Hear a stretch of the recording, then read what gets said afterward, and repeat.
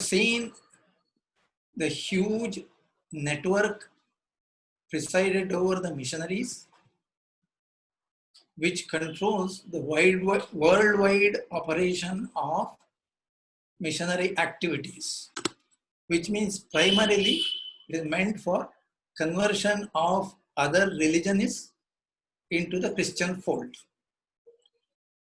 Now, this has led to a lot of problems throughout the history of Christianity, and very exceptionally, we see a very strange phenomena at the turn of the 20th century, 20th to 21st century. The Pope at that time was Pope John Paul II. Pope John Paul II made a very startling action that he apologized for a large number of the crimes that were committed by Christianity over the last 2000 years. He was a gentleman. He ruled over the papacy for a very long time, something like 26 years plus, some 1978 to 2005. He was the second longest reigning pope. The first one was about 31 years in the 19th century. Pope John Paul reigned for about 26 years and a little more than that, some 5 months or so. During this period, this man apologized to humanity, various sections of humanities, like the Jews who were killed in the Holocaust. But the church did not do anything to save them. In fact, the church tacitly supported Hitler. And as a result of Hitler's actions, something like 7 million Jews were killed. Then Galileo, the trial of Galileo, he was imprisoned. He was a scientist, and in pursuit of truth, he was rounded up and made to recant. And when he did not, they imprisoned him. Ill treatment of women, and the people convicted in the Inquisition. Inquisition lasted about 2.5 to 3 centuries in various countries in Europe. The Muslims, they attacked during the Crusades. The Cathars were killed. All these kinds of criminal activities perpetrated by the papacy, Pope John Paul recounted and apologized. He was a thorough gentleman, and therefore he regretted and expressed his regret in all about 100 letters he has written over a period of 26 years. This is strange indeed, because Christian church has never had taken a soft stand against other religions. They were always very abrasive. If they were very strong, then they were very atrocious, like in the Inquisitions, during the Inquisition, etc. If they are weak, of course, if they are minuscule minority, they were quiet. But they were very determined in either case, and the determination comes from their paradigm, where their faith dictates that this is the right way and this is the only way to reach salvation. Because of this conviction, because of this paradigmical or the ideological conviction, they were riding over the rest of humanity for conversion and other atrocities. So Pope John Paul was exceptional in the sense that he apologized for more than 100 of these wrongdoings. Now we come to the last part, which is the conclusion. I have titled it as the residue. What remained of this historical experience? India has undergone a very long experience. Under the invaders, India was colonized and ruled. And because of this colonization, there was an effect on the psyche of our society. I call this as the colonial mindset. We were colonies of somebody, and because of which we inherited or adopted to a mindset which is quite distinct from a normal, dignified mindset. I call it the colonial mindset. Let us see what is this colonial mindset. Before I am going to narrate two incidents, but before going to the incident, as a preparation, I have put 3 foils here. All the 3 of them are related to Mahatma Gandhi and also Christianity. Please read these foils very carefully. Gandhiji had expressed his opinion on Jesus and also on the church quite distinctly, quite clearly, and these 3 foils capture them. In his autobiography, he has written about his reading of the book on Jesus as well as on Buddha. See what he says. I was then rereading Arnold's Light of Asia. Light of Asia is the book on Buddha. Once we began to compare the life of Jesus with that of Buddha. Look at Gautama's compassion, said I. It was not confined to mankind. It was extended to all living beings. Does not one's heart overflow with a love to think of the lamb joyously perched on his shoulders? One fails to notice this love for all living beings in the life of Jesus. The incident is that Buddha was walking and there was a herd of sheep which was also walking in the same path.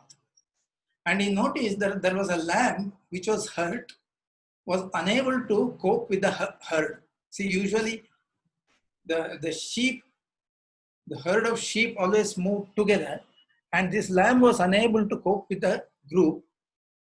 So Buddha saw this and he was felt compassionate, and he lifted this lamb and hoisted on his shoulder and carried the lamb along with the herd. This is what Gandhiji was referring to. He says that his compassion was not confined to mankind. It overflowed and touched the all life, including the animal life in this planet. So he compares Buddha with Jesus and says, one fails to notice this love for all living beings in the life of Jesus. Because Jesus shows love, but to his followers. In fact, people who do not follow Christianity, he is very harsh. He says, do you think I have come to bring peace on this earth? He said, no, I have brought a sword, he says. I have brought a sword. So that's the difference which Gandhiji makes. Another, some Christian missionaries met Gandhiji in Calcutta sometime in 1915. So Mahatma Gandhi interacted with them very cordially, but he also told them what is in his mind about the Christian missionary work. He says, he told them, today my position is that though I admire much in Christianity, I am unable to identify myself with Orthodox Christianity. I must tell you in all humility that Hinduism as I know it entirely satisfies my soul, fills my whole being, and I find solace in the Bhagavad Gita and Upanishads that I miss even in the Sermon on the Mount. Quite obviously, the Christian missionaries' attempt was to convince Gandhi about the superiority of the Christian faith and, if possible, to influence him or to convert him. That is always their agenda. But Gandhi repudiated this, saying that as I know Hinduism, it entirely satisfies my soul, and that the Bhagavad Gita and the Upanishads satisfy me, which the Bible does not.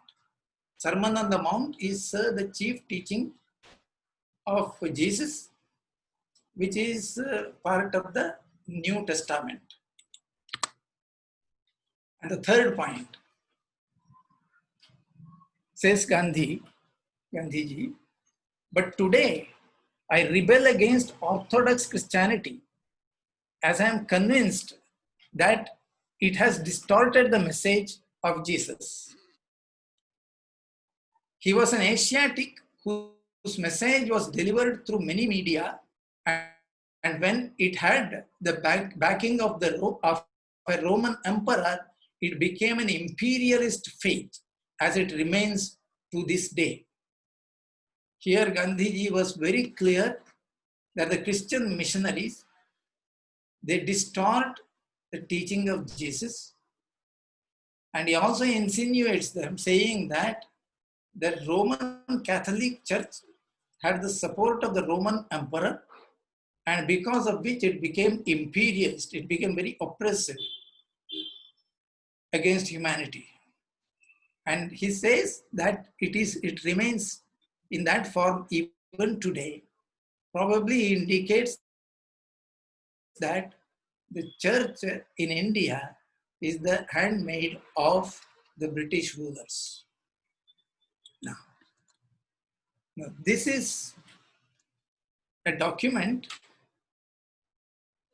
which we need to study very carefully to understand the implications. This is extracted from a book by a missionary, a Jesuit missionary by name Felix Plattner. He was a German, a missionary who came to India and worked in India for long years, and he has written a book, The Catholic Church in India, Yesterday and Today. It's an extract from this book. The book was originally written in German, but it was translated to English, and this is from the translation. The episode he's describing here is that the Vatican Church means the seat of the apostolic throne, that is the seat of papacy, which is in Rome. It is the temporal seat of Christianity, or the Roman Catholic Church. The Vatican is the temporal seat, I said, but their temporal power has almost vanished in 1876. And subsequently, the temporal authority of the church extends only to the Vatican. Vatican is about 108 acres of land in Rome. That is where the papal palace and the offices are located. But it is considered as a state. Just like India is a nation, Vatican also is considered as a state. Therefore, the world over, people send their ambassadors to Vatican. India also has sent it, even now it must be having an ambassador in the Vatican. So the date Plattner is referring to is August 15th, 1948, a year after we got our freedom. The Indian ambassador at that time, one Mr. Dheeraj Lal Desai, went to Vatican, went to Pope and presented his credentials. Credentials means the letter from his government saying that you are here is the man who is representing the government of India. That is known as the presentation of credentials, which is a formal occasion. And Plattner says that he said something, he made a statement, and the statement is quoted here. On presenting his credentials, Mr. Desai stated that India was a new state created by the sacrifices of the people, guided by one by name Mahatma Gandhi, who sought to mold his life according to the message of Christ.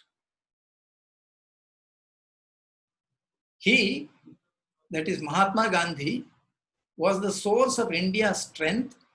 He affirmed the oneness of God and the greatness of the religious ideal proclaimed in the Sermon on the Mount. Hence, we have set ourselves the ideal of a secular state, in which all men of goodwill may, in peace and harmony, enjoy perfect liberty. We only have the authority of Platner to say whether Mr. Desai had actually said this, or whether there was a document presenting this by way of credentials. We do not know. But this missionary states that Mr. Dheeraj Lal Desai said this. Based on his authority, we are going to analyze. There are several things here, and Mr. Desai has used Mahatma Gandhi's name quite liberally. He said several things. One of them is that Mahatma Gandhi sought to mold his life according to the message of Christ. In fact, this is a fallacy. This is a falsehood. Because Gandhiji is on record saying that he was more impressed with Buddha than Jesus. He also said that Mahatma Gandhi had asserted oneness of God and the greatness of the religious ideal proclaimed in the Sermon on the Mount. Whereas Gandhiji was on record saying that he was completely satisfied with the Bhagavad Gita and Upanishads, and what he gains from the Upanishad and the Bhagavad Gita, he misses in the Sermon on the Mount. Then Mr. Desai says, hence, because Gandhi is following Jesus, hence, we have set ourselves the ideal of a secular state. That is, he is saying our secularism is influenced by Gandhi. Gandhi was influenced by Christ, and therefore we are influenced by Christianity. And he says that in a secular state, all men of goodwill may, in peace and harmony, enjoy perfect liberty. Now, liberty can be of several kinds. It can be a liberty for free speech, owning property, propagating your religion, or even conversion of religion. Religious conversion, facilitation. What he meant exactly, we do not know, but obviously he is hinting about religious liberty. Now, there are some 3 or 4 points we may have to make. One is that the religious liberty which India enjoys is not a gift of Christianity. Christianity has never been tolerant of other religions. So it is wrong to say that India derived this from Jesus Christ through Mahatma Gandhi, through secular state, a religious freedom. Indian religious freedom is derived from the Vedas. It is derived from the Bhagavad Gita, where Krishna says very, very openly, Yathechasi tatha kuru. You have, even though I give you this knowledge, you don't have to accept it, you don't have to even follow it. Yathechasi tatha kuru. That is the basis of the religious freedom that Indian society established and enjoys. There is a second point here.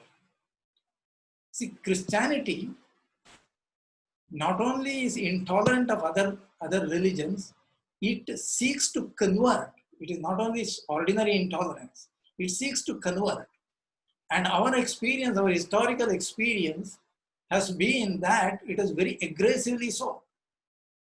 If you look at the Inquisition in Goa for about 2.5 centuries, and if you see what happened after that, like the British Parliament, if you listen to William Wilberforce, who spoke in the British Parliament to convince them to permit conversion in India, the language he used, Lord Macaulay, Sir Richard Temple, Monier Williams, Max Muller, almost every one of them stood on the platform of Christianity. There were various things in life. There were administrators, there were politicians, there were scholars, but all of them stood on the platform of Christianity and sought to advance the agenda of conversion. The very fact that you're saying that conversion, you convert into mine this thing because this is superior. This is implicit in the agenda of conversion. I am superior than you. All these people sought to convert India and the entire India, which means that they did not have any kind of respect for the Indian culture. Now, do we have to say that these people have taught us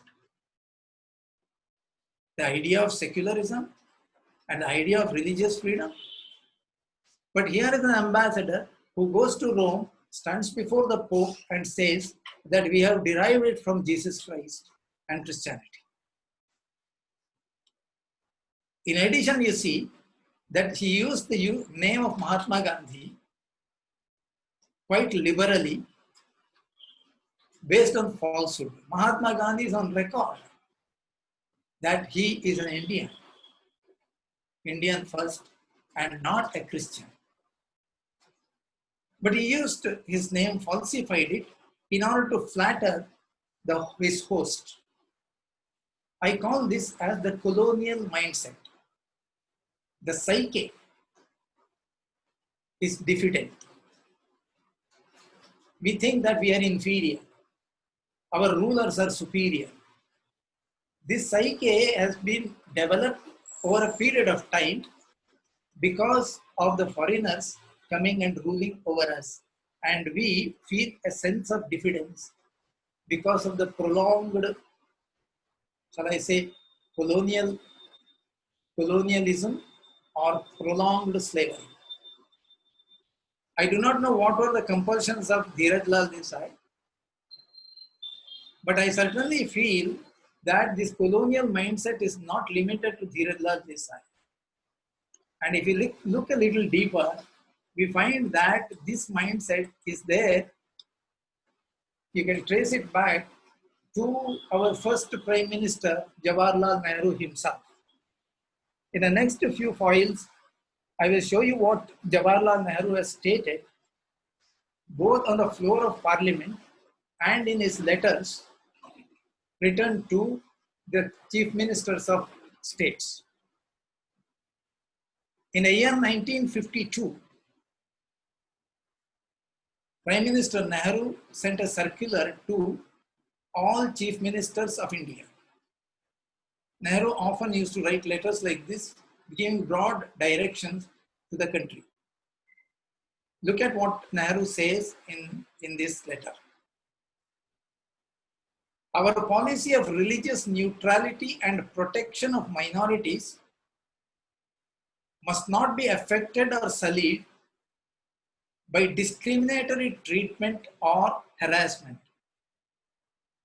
He says that I have received complaints where some of the states are not treating the Christian missionaries properly. So he makes a direction here, he gives a direction here that it should not be discriminatory treatment or harassment. While Christian missionaries have sometimes behaved objectionably, notice that Nehru knows that they have behaved objectionably. In fact, one of the clearest points where they have behaved objectionably is in Nagaland. Nagaland saw a separatist movement supported by the Catholic Church. Sometimes behaved objectionably, says Jawaharlal Nehru. From the political point of view, they have undoubtedly done great service to India in the social field, and they continue to give that service. In the tribal areas, many of them have devoted their lives to the tribes there. This is true, but it is not devoted to the tribes, but it is devoted for the conversion of the tribals. I wish that there were Indians who are willing to serve the tribal folk in this way. I know that there are some Indians now who are doing this, but I would like more of them to do so. That is fine. The Indian Constitution, which we adopted in 1950, gives freedom of religion, and it defines this freedom in Article 25. The Article 25th says this: freedom of conscience and free profession. Freedom of conscience implies you can adopt any religion that you want. And free profession, that we can teach the principles of that religion to others. And free profession, practice and propagation of religion. This propagation of religion is interpreted as freedom to proselytize. And it doesn't restrict this freedom to only Indians. It doesn't say anything about who has this freedom. In fact, it has been used in the widest sense of the word, that foreign missionaries come and do this propagation, the so-called propagation, with impunity. So in the letter, Jawaharlal Nehru continues. He says, we permit by our constitution not only freedom of conscience and belief, but also proselytism. See, the Prime Minister himself says that propagation would mean proselytism.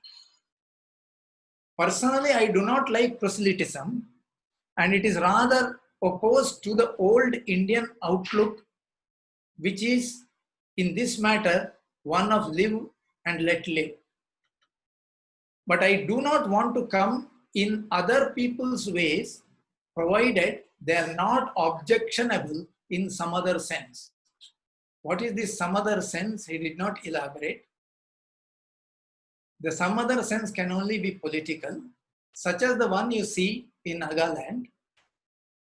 He says that I do not approve that, but he did not put a stop to that. In particular, I would welcome any form of real social service by anyone, missionary or not.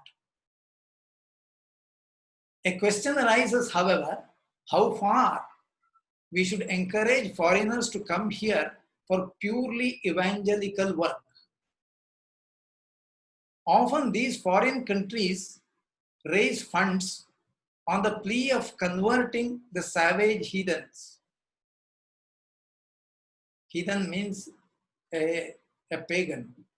The person who is outside the fold of Christianity is called a heathen. I do not want anyone to come here who looks upon me as a savage heathen. Not that I mind being called a heathen or a pagan by anybody. But I do not want any foreigner to come who looks down upon us or who speaks about us in their own countries in terms of contempt. But if any foreigner wants to come here for social service, I would welcome him. But looking down upon other religions is very natural to the Semitic religions. In fact, their agenda of conversion stands on that very platform.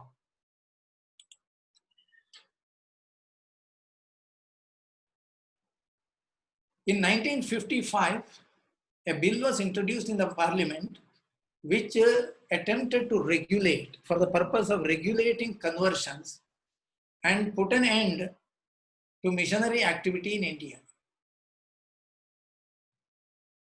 Felix Alfred Plattner, the missionary whom we have referred to earlier, a Jesuit missionary, and one who provided research and intellectual cover fire to missionaries, noted that if the bill was passed, it would have seriously handicapped the work of Christian missionaries because it provided for a strict system of regulating conversions.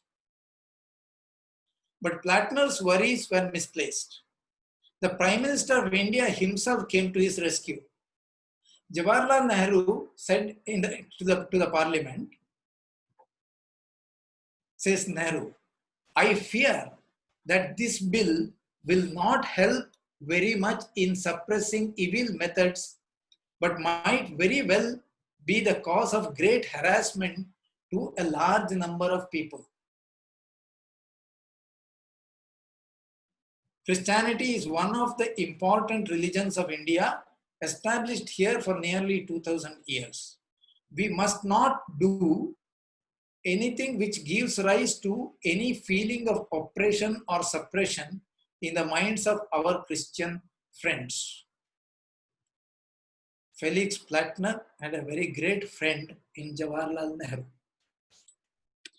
So the bill was not passed in the parliament because the Prime Minister himself was opposing it. This was in 1955, but in 1977, the Congress government had fallen and the Janata government had come to power. This is post-emergency period.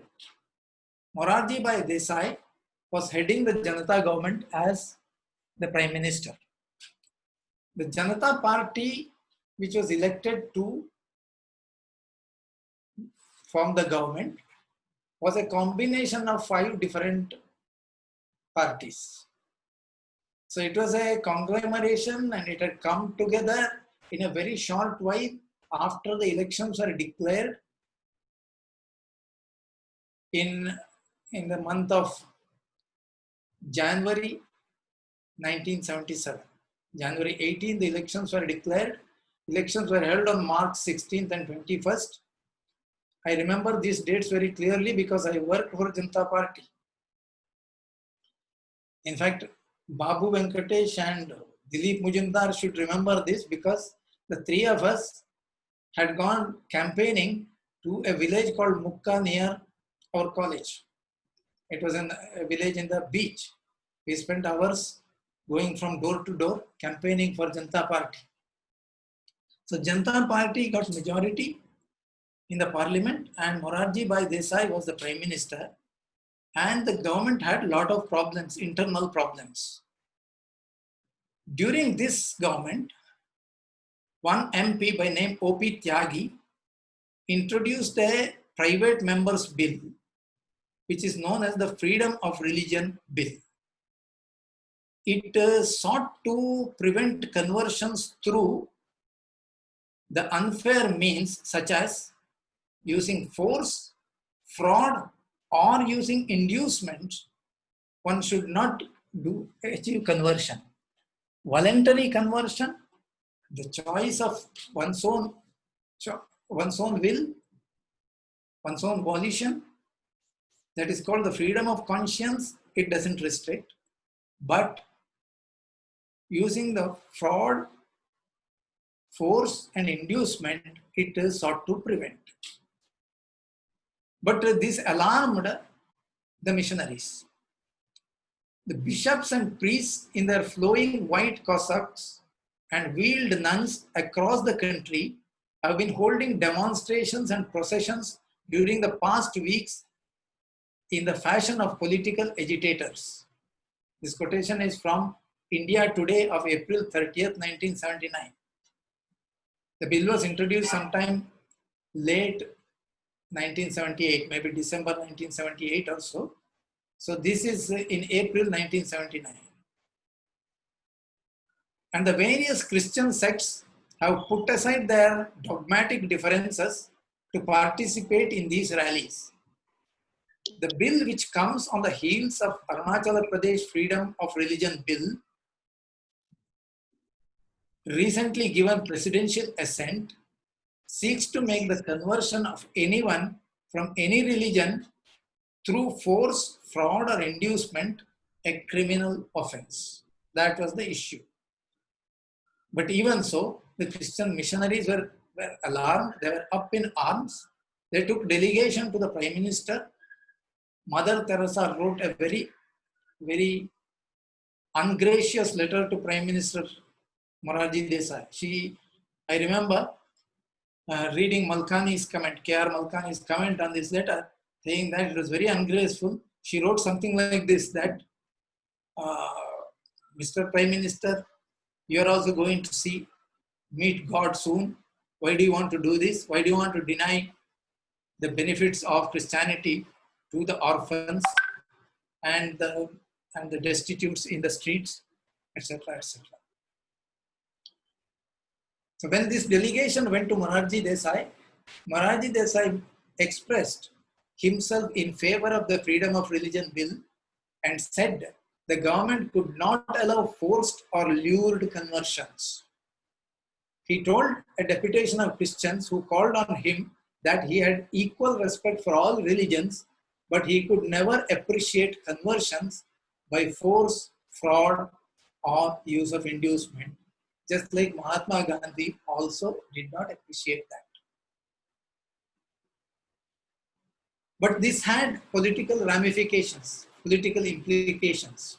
There were internal dissensions, yes, but now the church was also involved in stopping this bill somehow, and the somehow that happened, it really stopped. What happened is that the government fell. There were internal reasons for the fall of government. Charan Singh was an important minister. He was the Minister of Home Affairs in Morarji's cabinet. He often made, through his tantrums, and at one stage he resigned from the government, saying that the government is not permitting him to arrest Mrs. Gandhi on the basis of the charges framed in the light of Shah Commission's reports of atrocities during the emergency. He resigned, but then soon he returned to the cabinet as a deputy prime minister. And then later on, he joined hands with Congress, with Mrs. Gandhi, and pulled down the government. In pulling down this government, there was a hand of the church as well. Even though Charan Singh and Rajnarayan, this group, had withdrawn their support from Morarji government still had a razor-thin majority. This razor-thin majority was reduced to no majority by the socialist group led by George Fernandez. I remember the day, July 28, 1979. In the morning, in the parliament, George Fernandez gave a hard-hitting speech, very strong speech, supporting Morarji Desai. But in the same evening, he withdrew support to Morarji government, and the government fell. The point I'm saying is that behind George Fernandez's move, there were influence from the Vatican, forcing him to withdraw support to the government. That is, if the bill was introduced, it would be heavily restricting the activities of the missionary, and the whole of the church, the Roman Catholic Church and the Protestant Church and all the denominations, they were up against that, and the government fell.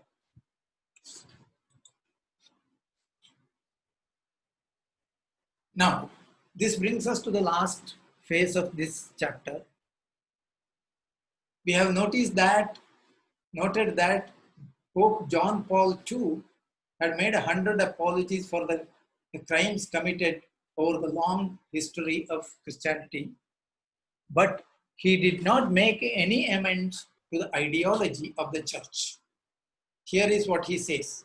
This is an address to the synod. Synod means an internal congregation of the missionaries, which he was addressing in 1998, in line with the original idea and following the proposals of the Pro-Synodal Council, I chose as the Synod's theme. Through this particular formulation of the theme, I hoped that Synod might illustrate and explain more fully the truth that Christ is the one mediator between God and man and the sole redeemer of the world, to be clearly distinguished from the founders of other great religions. The Pope is emphasizing the ideological divide between Christianity and other religions. He continued, he said, just as the first millennium, the cross was planted on the soil of Europe, and in the second, on that of the Americas and Africa, we can pray that in the third Christian millennium, a great harvest of faith will be reaped in this vast and vital continent. The mandate is very clear. The Christianity and Christian church, the papacy, or missionaries, and all of them are pursuing the same agenda which they have pursued for the last 2000 years. Therefore, the conclusion on the Semitic paradigm, in the present case it is Christian paradigm, but it is equally applicable in the form of ideology towards the Islamic paradigm as well. Pope John Paul II apologized for 100 errors committed by the church over the previous 2000 years. Most of the historical errors were the direct consequence of the paradigm of Christianity, which divides mankind into two distinct blocks, the faithful and the others, and takes an uncompromising stand on the conversion of others to the Christian faith, without any bar on the means adopted for the purpose. It could be force, inducement, fraud, etc. While the past crimes against humanity were acknowledged, the paradigm remains insistently the same, of harvesting our souls as part of the larger agenda of God's plan. And therefore, the Semitic religions are not going to relax in their agenda of conversion. Wherever possible, in whatever means they would adopt and pursue this agenda relentlessly. Therefore, if India has to remain India, if we value our cultural heritage, and if we consider that there is a paradigm, a philosophical content that we need to give to the world, this motherland of ours has to take measures to protect its identity and to survive and expand. Therefore, it needs an act. What else can you do? You have to pass an act in the parliament and implement it through the government sources. I suggest that we need an anti-conversion act, which has been tried before in the name of the Freedom of Religion Bill, twice before, in 1955 and in 1979. The first time it was not passed, second time the government itself fell. And if you propose this, these people will be certainly up against it, just like they have been up against the CAA. So we started this discussion on CAA. What is the ideological basis of these protests? And we can certainly expect a similar kind of attempt at pulling down the government and somehow stop this anti-conversion act, if at all, if it is proposed.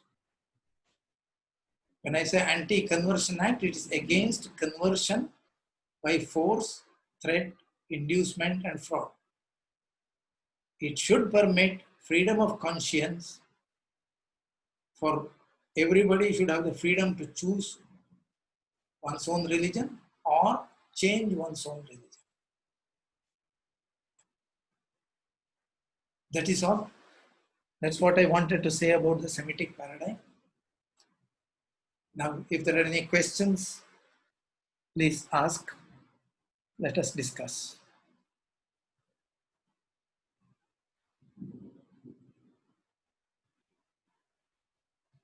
Any questions? Yeah, nobody has raised hand till now, sir, for questions. One question I have is in that Anti-Conversion Act. See, today we don't see much of fraud or forcible conversion, right? It is mainly through inducement. So that becomes By inducement. yes, that becomes a blurred line on how to stop that, isn't it? Of course, we have to have legal measures to identify and stop it. This only a government can do. So we can debate, but this is only a government can do. Of course, there are legal methods to identify that. If somebody gets converted, he should declare, and there should not be any dependency on others. The onus of proving that there is no dependency rests on the person who wants to get converted. So these things can be implemented if the government wants. Okay. Next question is from Muruganandam. Ji, namaste. Actually, my question is partly the same question Hari asked. Actually, right now, what we see is the conversions are due to money, people running behind money. Mainly, what happens is some of the organizations, they actually get funded, and because of that, they do this conversion as a business actually.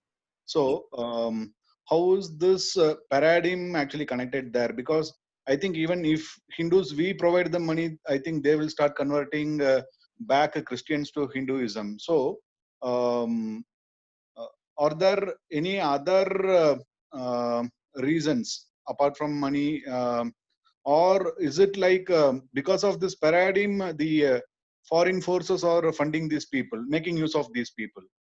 See, the funding is very essential for these kind of activities, and the government can look into the source of these fundings. In fact, there are hundreds and hundreds of NGOs who are receiving money from foreign countries through undeclared sources, and many of them have been put on the list for observation, and many of them have been stopped. They have to declare their source of money. So these kind of measures only government can take, and if the funding, stops, then other activities will come to an end. Inducement can happen only through funding, right? So that is not very difficult if the government wants.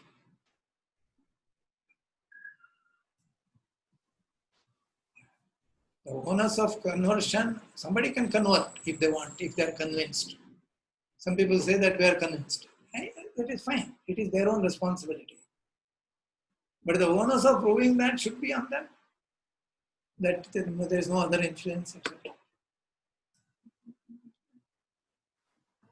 See, these things will stop if the Hindu society awakens.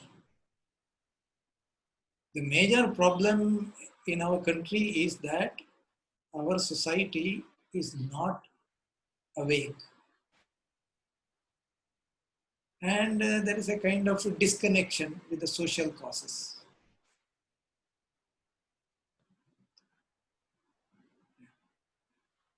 Okay, sir. Sir, in that respect, the recent changes to foreign funds to all the NGOs and the missionaries, I think that is a step, very strong step that the government took 4 years back. Yeah. And see, we should have that anybody cannot come here and do whatever they want here. See, Jawaharlal Nehru opens it for anybody, any missionary coming to India and doing this kind of things, he permits. He welcomes them, he said, because they are doing social work, he says. That should not be allowed, right? If they are doing the conversion activities, they should be monitored. And Christianity has never hidden its agenda on that. So whatever they do, it is meant for conversion. They should be made to declare that they will not indulge in these activities and their action should be monitored. Next question is from Ravish. Yeah, Ravish. Namaste, sir. Actually, yesterday was the first time I couldn't attend the whole session. So it's like a blessing in disguise for me that I got to attend the summary set. Now, coming to, I think, the couple of questions I had, it's a bit difficult to frame this, but I'm thinking, so continuing on the point that was being discussed just before. So I guess one of the problems is that, yeah, like you said, the Hindu society isn't awake. But I mean, it is kind of tricky, right? So let's say you send your kid to a Christian school. I remember this because I went to a Christian school early on, and I remember the prayer. It's in my head. It goes something like this: "Oh Lord, my God, when I am in awesome wonder," or something. This is how something it goes on and on. So if a student if a child is introduced to this kind of I guess mindset, or in general kind of a process, then he will surely become ignorant in the next stages of his life, right? I mean, he is not really bothered about anything that is happening in his own culture. So these educational institutions, I mean, again, there, I guess the point is, yeah, some of us are fantasized with the English part of it, but uh, that is still a major reason, right? Why so much of us are ignorant about, are imbibed with other kind of ideas, or yeah, I mean, that's what I have a difficulty framing this question, but I mean, it looks like it seems tricky to uh, awaken this, or people make people aware about it. Yeah, it may be tricky, it may be long drawn, it may require tremendous effort, but if this is the only way, it is also the shortest way.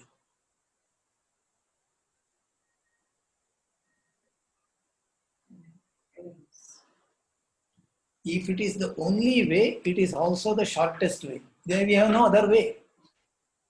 We have to do it. And awakening, see, this jnana is nothing but awakening. Right. Yeah. It should happen in every home. Yeah. So this is a long drawn out process, but then we have to do it. And if you start doing it, one day you will achieve it. If you don't start it, you will never achieve it. So that is the only way. Right. Yeah. Any other Yeah. question? Yeah. Yeah, I guess the second point, I think one of the other observations, I think you listed down in your slides as well, that there is one line which goes as support international students who are unfamiliar with the land. So there was a there was a personal experience that I wanted to share. So all these universities, when you come here, so I'm sure every university has this. They have this forum called support for international students, or friends of international students. That was the institute's name. and they come up with flyers saying that if you want free furniture, or if you want uh, some help, or if you want I guess we have a team which kind of gets together, because international students are not really, they come here with, after taking huge loans, and not all of them are, financially well benefited. They do this scheme. So, they call you for the first couple of meetings and say, okay, there are some donations and free furnitures and so on that they tend to help you out with. And gradually they ask you to come for like evening discussions where you get to share some food, and so that kind of thing. I have a first-hand experience of seeing this. So I just wanted to share that. I mean, but the thing is, I guess another point to note is that it is very easy for someone like for me. It is easy to figure out in the first meeting itself. But that is still seen in majority of the folks who come here. I mean, they can easily realize this, which is, I think, a good thing. But I think that has to improve further. The people have to be aware of this kind of a trap. Yeah. Was there any attempt to convert? Was there any attempt? Yeah. So that is the next step. So you go with you go for a meeting, and I did not go for the second one. But I think the idea was, there is this group. We meet together, we share food, we talk about I guess teachings of Bible and so on. That's how it goes. In fact, Swami Vivekananda narrated his experience. A missionary came to convert him, would keep on pestering him, would not leave him at all. Then they said that, what is the benefit of this religion? The missionary said, then you will go to heaven. Then Swamiji said, you will also go to heaven? He said, yes. In that case, I will go to hell.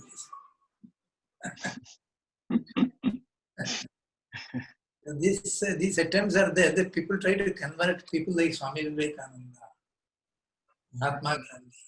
They make attempts. They are very determined. I told you that in 1643, their level of success in India was low. In 1643, the Jesuit missionaries looked back. The previous 36 years, they had only 600 converts. The success is low. Whereas in America, South America, Africa and all that, it is a much, much larger number of people who got converted. Okay, sir. Next question again by Muruganandam. Sir, yeah, actually this question is, in fact, I think we discussed this in one of the previous sessions also. Yeah. Actually, apart from conversion, the Christian missionaries nowadays, they actually kind of copy all the rituals and everything from Hinduism as well. In fact, actually, I used to joke that instead of converting people from Hinduism to Christianity, they converted Christ to Hinduism like that. And I used to tell that, in fact, in the forthcoming, in future, whatever temples we construct, probably inside the temple itself, we'll construct a small, temple for. In one of the prakaras, we'll have one temple for Jesus itself, so that Hinduism will actually kind of engulf Christianity itself. So, how do you perceive this? In fact, actually, when I used to say this, I do not know. So this approach is not new. There was one De Nobili, I think his name was De Nobili. sometime in 1620-30, that period, he attempted this, adopting Hindu methods and customs, whether he could attract Hindus to Christianity. He changed his dress, he wore saffron, he wore sacred thread, and tried to lure people to Christianity. He did not succeed much, but that is not to say that we have to be complacent about it. We cannot afford to be complacent about this. There is a tremendous effort made by the missionaries to convert the whole of India. In fact, about a month back, I heard an MP from Andhra Pradesh. He belongs to the ruling party of Andhra Pradesh, saying that in public TV, in the discussion, he said, in Andhra Pradesh, officially the Christian population is 2.5%, but unofficially, that is not declared, it is 25%. Having said that, last week or so, he claimed that he received threats to his life. He's a ruling party MP. So conversions are going on with a tremendous pace across the country. It's like Andhra Pradesh, Tamil Nadu, Kerala. It's going on. There is no reason to be complacent about this.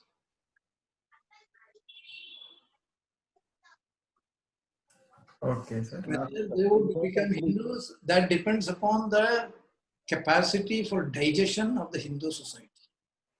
In fact, the problem actually lies with the Hindu society. Society is not ready to accept them and rehabilitate them in a measure that is warranted today. It is not doing it as much as it is required. There is a great reluctance, a great stiffness in the society. It is an internal problem of Hindu society which need to be addressed. Our social leaders, we should come out and say that we have to accept people who are willing to come on their own. Most of these people are converted people and they have memories of their ancestral faith. Many of them want to come back. Are you willing to receive? That is the question. One of the problems they face is that if they come, what status will they be accorded by the parent society? Will they be treated as one of their own, or will they be treated with discrimination? To address this question,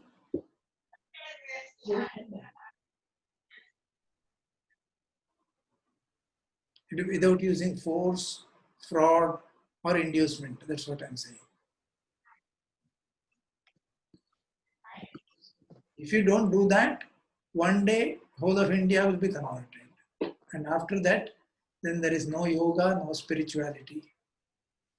Patanjali was born in Peshawar, but today nobody goes to Peshawar to study yoga. Yoga is still present in Bangalore, in Pune, in Delhi, but not in Peshawar. If we want to retain our heritage, our philosophy, our culture, then we have to have a vibrant Hindu society practicing them. That is the only solution. To know and to practice. Yeah. Okay. You still have a question? Follow-up question. Yes, Hari. Yeah. So the thing is actually on the same lines. I think constitutionally, every religion or the people who follow a certain religion, they have right to protect their religion, right? So when Christians actually copy these kind of ritual ceremonies and other things from Hinduism, can we actually legally protect it? Can't we actually sue them, telling that they are maligning Hinduism? I do not know the legal position, but I don't think that we should take that step also. This is my personal view.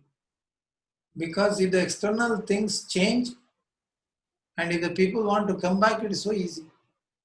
So why should we really prevent them doing that? What we need to do is that we have to welcome back our brothers who had gone, who want to return. Not using force or inducement, but just welcome them. Once the process starts, it will catch up. But it is a problem is with the Hindu society which is not welcoming them.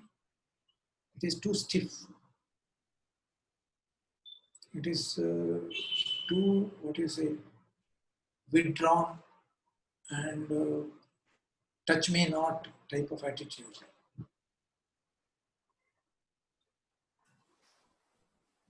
If the external things change, it is much easier.